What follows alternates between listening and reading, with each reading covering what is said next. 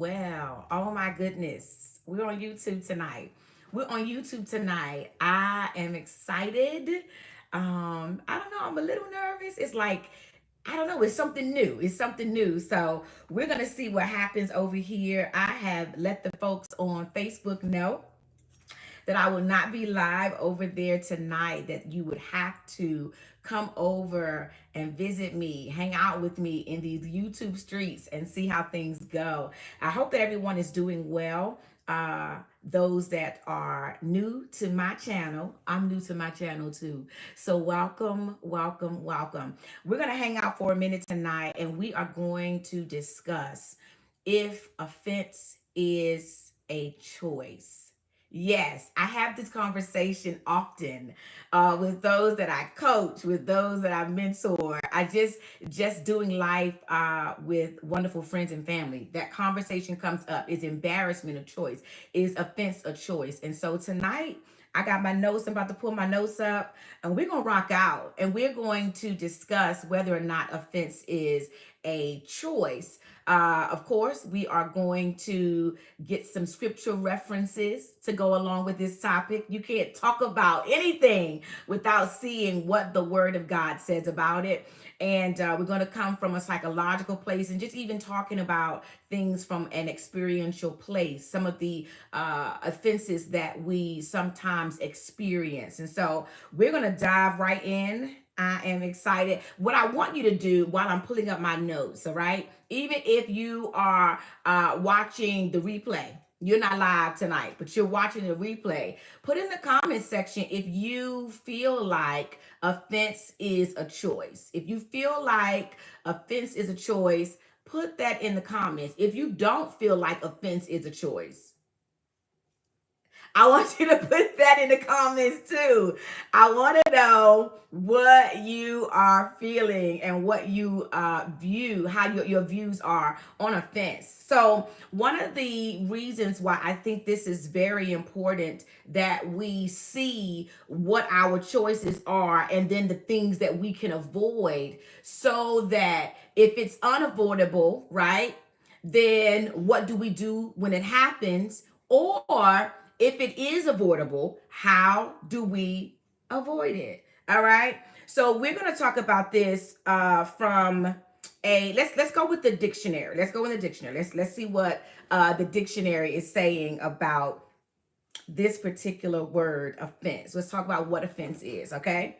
So the dictionary says that offense is an annoyance, which it is, or a resentment brought about by a perceived insult to to disregard for oneself or one's standards or principles. So this is like I'm hearing it now when people talk. It's like it's not about what happened or what he or she did. It's the principle. It's the principle about it, right? So it's a perceived insult to disregard one's standards or one's principles. Okay, it's an annoyance. It is a resentment that is brought about by somebody overlooking your standards or even your feelings, right? So that's the dictionary definition that we have of it, right?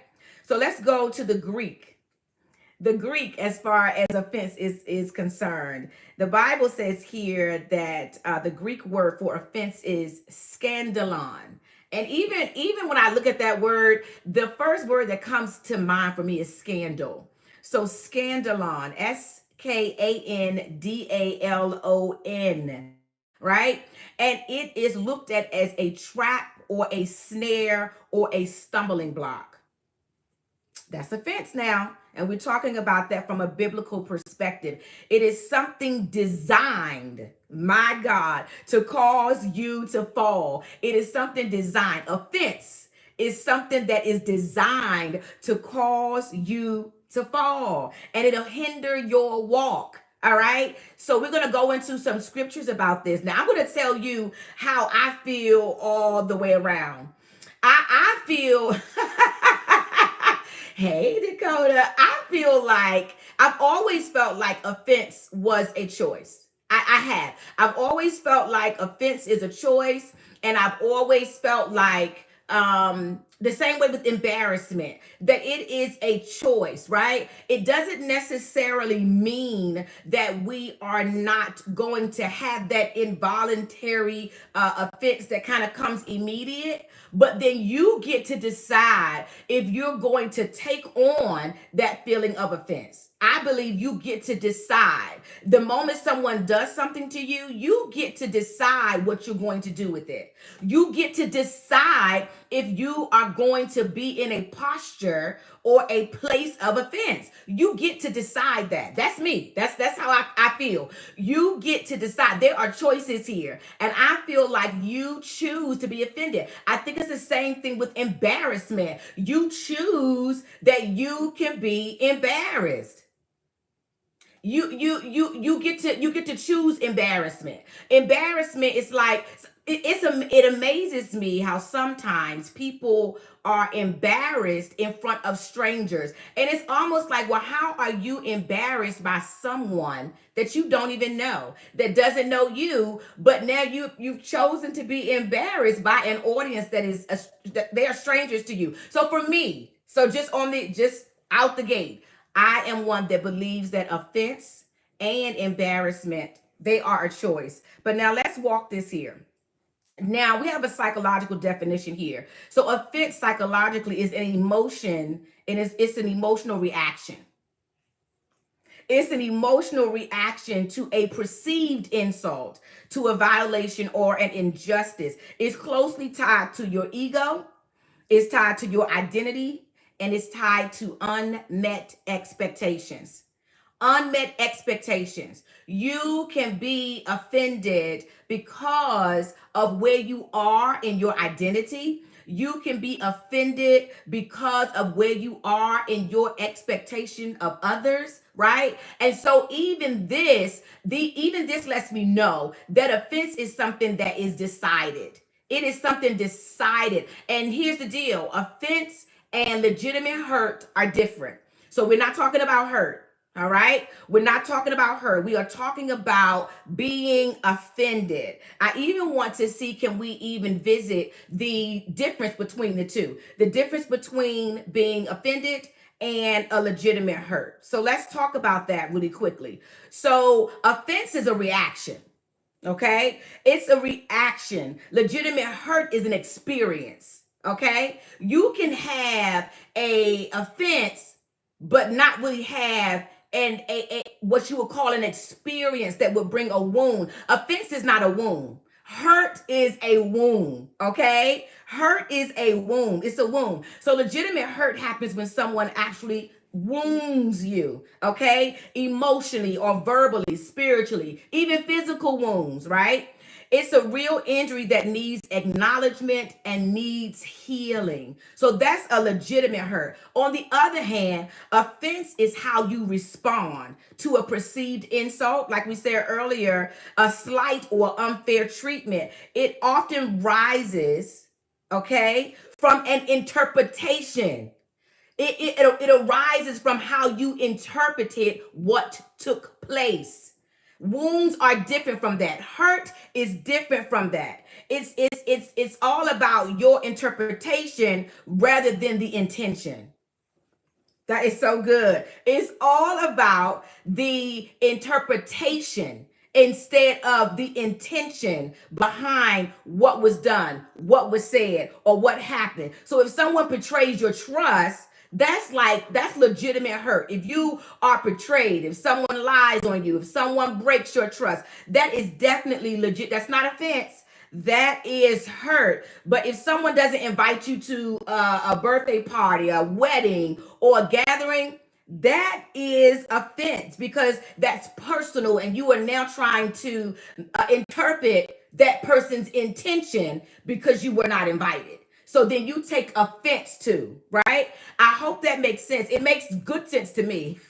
And so I hope that that makes sense to you. Let's talk about the hurt part. Hurt requires healing. Offense requires surrender. And so when you talk about hurt requiring healing, you have to be tended to. Your heart has to be tended to. Offense doesn't go to the heart. I'm going to say that again. Offense does not go to the heart. That's all in your ego. Your ego, your depending upon where your identity is, where you who you believe yourself to be, right? Then that determines where you are going to be offended, or how you're going to be offended, or how long you're going to stay in the place of offense. And so we have to make sure that we don't get the two entangled: hurt versus offense. Okay, I just want to leave us here with the hurt versus offense. I want to leave us here with that. So legitimate hurt, it takes like time, and you need support, and you need support in order to bring that healing about. You need support. But offense is like you got to surrender your ego, right? You got to surrender your ego. You got to surrender your thought, because sometimes you can be offended because someone hasn't done something the way you would. Again, that's perception.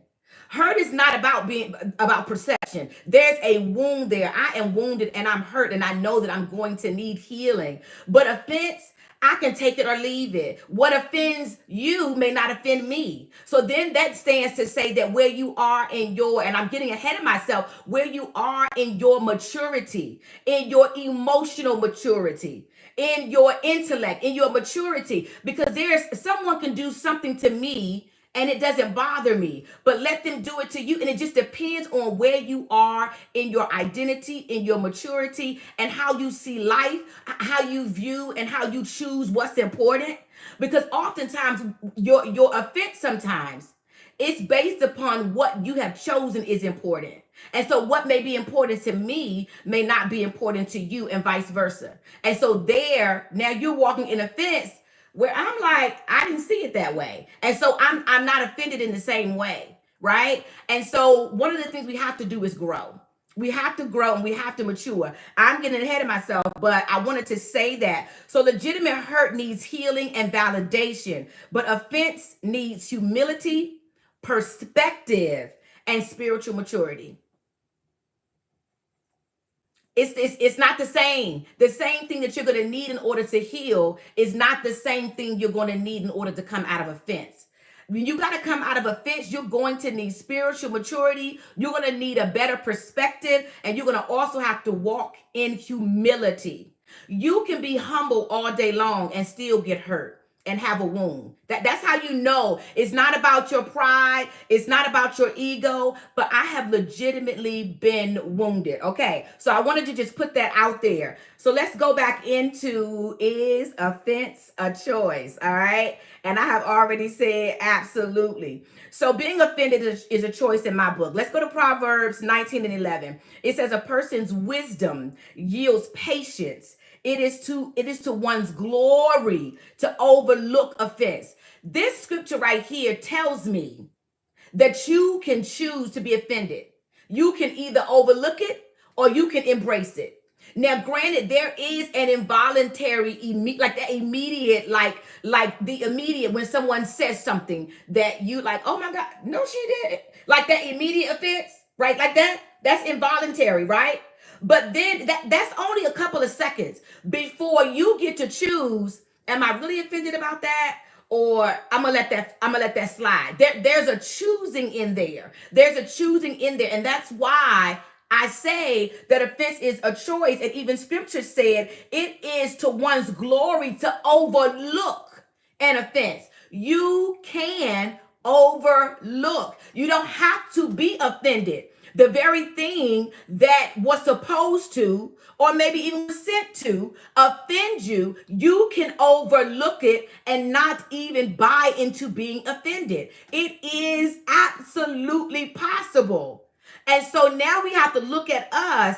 Why are we offended? You got to question yourself. I do it all the time. You've got to question yourself. Why am I offended? Why is this thing bothering me? I'm not wounded. I'm not hurt. But this particular thing that is taking place, it is bothering me. You got to look at how you perceive it, how you're seeing it, right? You got to look at where you are in your area of maturity, your spiritual maturity. You have to look at that. And then you have to look at your place, yourself in the place of ego. Where's your ego at when you decide to be offended, and like you offended all day? You decide to be offended and you offended all week. That thing is become a part of you. You're not hurt. You haven't cried about it. Your heart doesn't feel broken about it, but your ego is bruised. Your ego is bruised. Your identity feels attacked. And so you've got to ask yourself, yes, self, where am I in my maturity? Where am I in my identity? And is this pride that I need to deal with so that I can come out of this place of offense? So Proverbs 19 and 11, it says it is to one's glory to overlook an offense. Colossians 3 and 13, bear with each other and forgive one another. Forgive as the Lord has forgiven you, right? So here's the deal. You can definitely forgive even though you've been hurt. But it's something about that offense where you do not easily let your offender off the hook. It's like, it's because your ego, your ego, your perspective, or where you are not, your lack of maturity is hindering you from letting this go and not walking in a place of offense. So yes, offense can happen involuntarily. I said that earlier. It's like you don't even know it's coming, and you be like this. Oh, wait a minute. Should I be offended? You almost kind of ask yourself.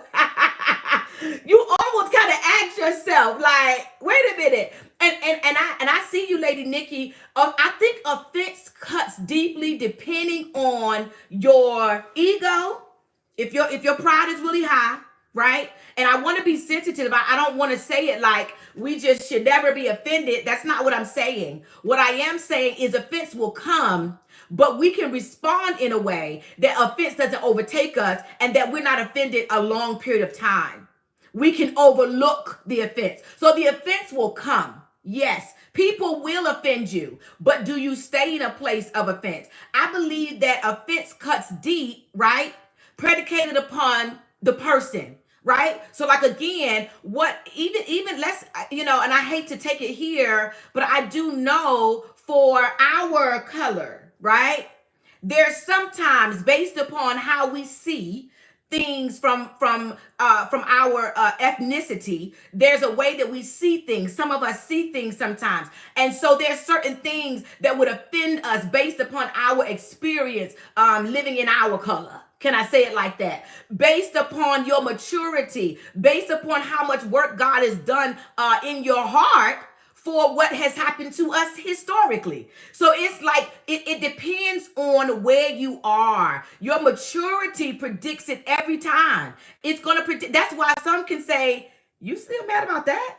And then others are like, what you mean? I'm still mad. Well, why you ain't mad? You know what I'm saying? And then you start questioning somebody else. Well, why you not mad? We the same color. Why you not mad? I'm not mad because I'm not at that. I don't have that same perspective. I'm at another place in my walk, in my maturity, in my experience in life. God has done something different in my heart, possibly, than you've allowed him to do in yours with this particular matter. So offense cuts deep, but I believe that the depth of offense, it comes from how long you hold on to it. That's one, how long you hold on to it, and then where you are in your identity, your maturity, especially spiritually, where you are in your maturity, and then where you are in your humility. I think oftentimes if we're not careful, we will take offense out of our humanity. But if you are growing in a place spiritually, your spiritual maturity will override your humanity and not allow you to take on unnecessary offense or take on offense for an unnecessarily long time. Okay? So let's keep going here. You may feel hurt in the moment, but whether you nurture that offense or release it is your decision. So yes, offense will come. But how are you going to handle it? Because I'm going to tell you, I'm guilty. I have definitely nursed offense. Like it was, listen, like it was my newborn baby. I nursed it. I made sure it ate 3 times a day. And it just grew up with me. It just grew. Offended and nursing it. So you can nurse the offense or you can choose to let it go.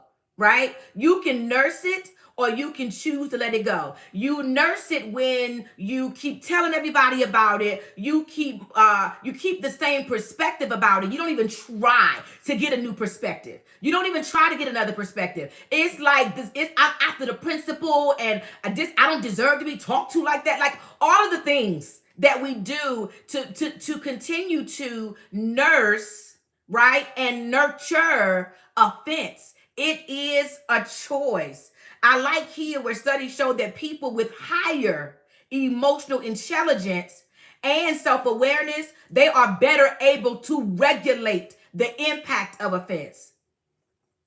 I'm gonna say that again. Listen, and I know this for myself. The things that offended me when I was in my 20s, now it's like, what? Like, so it's definitely about the maturity. So studies show that people with higher emotional intelligence and self-awareness are better able to regulate the impact of offense. You can even regulate how impactful offense is. You can regulate that. You don't have to be all over the oh my gosh. You don't have to be all over the place because of what someone said, because of what someone did, because of what someone didn't do. I'm one of those people, and sometimes it has been looked at as like me being nonchalant, or me kind of like got this I don't care attitude. And it's not that I don't care. It is that I am choosing. I have to choose what's worth being offended by. And then if I am going to be offended, then how am I going to deal with it so I'm not nursing it? Okay. And so I'm one of those ones. If people don't speak to me, if I say hi when I come into a room and people don't speak, I automatically assume that they're having a bad day. It's not personal. I haven't done anything. I just walked into the room. But when I was younger, it could be I went into the room. As soon as I stepped in there, I said good morning, and nobody spoke. Oh my God. And I could be that was then. But now it's like I don't want to take on being offended by someone unless I know for sure, like, hey, well, why didn't you speak? But just to assume or perceive that someone was being rude to me intentionally, nah, I'm not gonna, I don't have time for it. I'm not gonna do it. I'm not going to do it. I mean, it's been a long time now. When people don't speak, I pray for them. I don't know what their day was like. I don't know why they're not speaking. If they didn't come to me saying that they had an issue with me, I'm going to assume that we're fine. And you just didn't speak. And it feels so much better than worrying about who spoke to me. Like that's on them. Moving on. Good morning to those who want to speak back, and we're gonna go on. But I've grown up to do that, where I just don't automatically come into a space and take on someone else's journey. I just don't automatically, because I want to protect myself. I want to protect my space. I want to protect my head space. I want to protect my heart. I want to protect my spirit and my feelings. And so I am just not going to assume the worst. It's just not something that I do. And even spiritually, when you grow in God, your initial response or reaction is not going to be something negative. It'll be like, I noticed you didn't speak. Are you okay?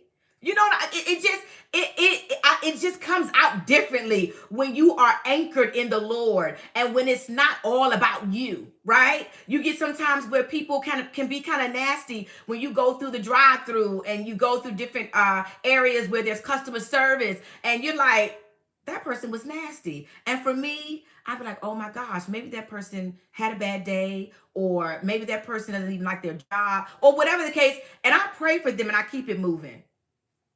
That did not always used to be the case. Because it's like I refuse to be offended.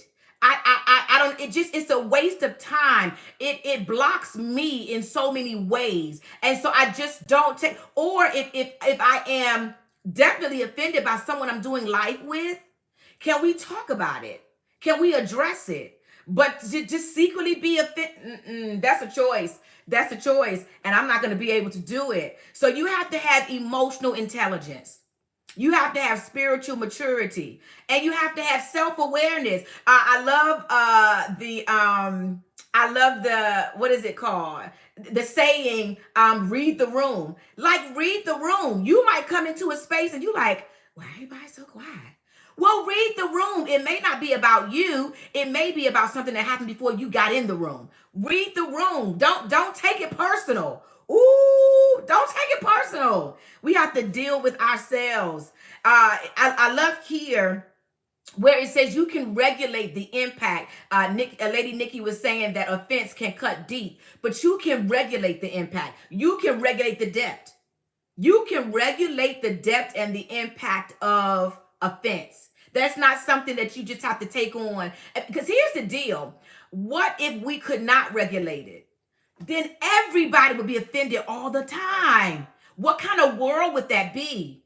If we could not self-regulate, if we could not grow up in our emotions, mature in our emotions, mature spiritually, then we would just be offended all over the place. And we know that offense block prayers. So now we ain't getting no prayers answered. It's a whole thing. So absolutely. And the believer is supposed to be able to regulate the impact of offense. The believer is supposed to be able, that the believer has the advantage. Ooh, where someone walking in darkness may not have the spiritual maturity to overlook offense, the Bible says that we are able to overlook offense. The believer has the advantage. We get in our word and we walking in right relationship with God. We should not be offended all the time. Imagine Jesus walking in offense on his way to the cross. Where would we be? Okay, all right. Okay, so the prefrontal cortex is the place where our decision making happens. It's the place in the brain that's responsible for our decision making. You can override the emotion. You can override it in the brain when the brain is trained. The brain is trained where we are mindful. We are mindful of who we are around. We are mindful of what is said. We are mindful of our response. We have to be, this is a different kind of mindfulness than what the world is talking about. But being mindful that you can regulate your emotions, being mindful that you can regulate your perspective and your perception. It can be regulated. You do not have to be a victim. You don't have to be a victim. It's like, ow. Okay, wait a minute. Now let's talk about it. Or, ow. But you know what? Maybe let me look at this another way. You don't have to live in it. You don't have to nurture it, and you don't have to cradle it. You don't have to cradle offense. But you even your values, and this is where we get tripped up at sometimes. Depending on our value system, you can be offended. Depending on where what you have a value for. If you have a value for a certain kind of friendship, right? And certain things are popping off, you might get offended depending upon where your value is, depending upon where your value is in yourself, in your identity, in your job, in your skills. Some people get offended because everyone or some people don't like what they put out on social media. I don't like what, okay, for me, I'm not for everybody. Okay, that's to be expected. But somebody else who doesn't think like that, they're literally offended because someone doesn't like their product. Someone doesn't like their content. Someone doesn't like their hair. Listen, I'm telling you, offense can be your master if you let it. I'm going to say that again. Offense can be your master. You can be a slave to offense. It's a choice. You can be a slave to offense. Here's the deal. What you cannot do is be in these YouTube streets, be in these social media streets, and be a slave to offense. You're always going to have someone that doesn't agree with you. You're going to have someone that doesn't like what you're wearing, that doesn't like what you're saying. You're going to have trolls in this life, right? You're going to have these things happening, and you've got to be able to choose. Are you going to get stuck here? Or are you going to be mature enough, spiritually mature enough, emotionally mature enough, walking in humility where you can overlook the offense. Because I'm going to tell you something. What you choose to be offended by is what the enemy will use on you until you fix that. The enemy will use what easily offends you, he'll use it against you until you fix it, until you grow out of it, until you become a spiritually mature, and until you get to a place where you choose the right response. The enemy will use offense against you. You can even look in your life and check your patterns of offense. The things that have offended you, they usually are the same offenses over and over and over again. The enemy has learned your pattern. And so it's like, I'll keep her, I'll keep him on the hamster wheel of this particular offense. Every time somebody say they don't like your hair, that's okay, that's the pattern. That's the pattern. Somebody don't like your outfit, you offended. That's the pattern. Someone doesn't invite you somewhere. Every time you're not invited, that's the pattern of offense. And so that's what the enemy uses against you. He learns your pattern by the way you respond. So yes, offenses will come, but we get to choose whether or not we are going to be offended. You may feel offended, but you choose how you respond. You choose what you do with those feelings. And so I just want to encourage you tonight, because I'm telling you, just as sure as my name is Chandra, right? They say, if I be a prophet of God, just as sure as my name is Chandra, the very things you don't deal with, if you don't deal with your pride, the enemy is coming at you with the same offense over and over and over again. Offense blocks so much. I was about to end, but I want to add this to the conversation about what happens when you hold offense too long. What happens when you hold offense too long? So Hebrews 12 and 15, it talks about see to it that no bitter root grows up to cause trouble and defile many. So you hold on to offense long enough and it turns into bitterness. It turns into bitterness. It can turn into unforgiveness. Your relationships are strained. You have spiritual stagnation. Just offense. Just being offended. Being offended too long, it turns into bitterness, the bitter root, that the root of bitterness. It's like it was a small offense, but you nurtured it and you nursed it until now you're walking in unforgiveness. Until now you are spiritually stagnant. Until now, even your relationships are strained. You won't talk about it. You won't talk about the offense. You just nurse it and allow the relationship to now feel weird or feel awkward between you and the one that offended you.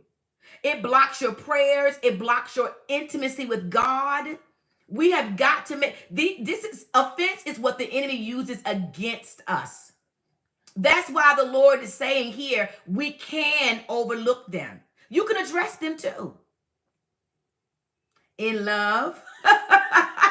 In love, you can address them with different ones. It depends on where this offense came from. You should be able to address it with friends, with loved ones, with those you are in business partnership with those you're in ministry with. Because 9 times out of 10, your perception was wrong, but you're offended. I just want to leave that with you. I want us to be careful to know that we do have choices. We do have choices. We get to choose what we do with, we'll call it involuntary offense, but we get to choose what we do with it. We get to choose how long we hold on to it.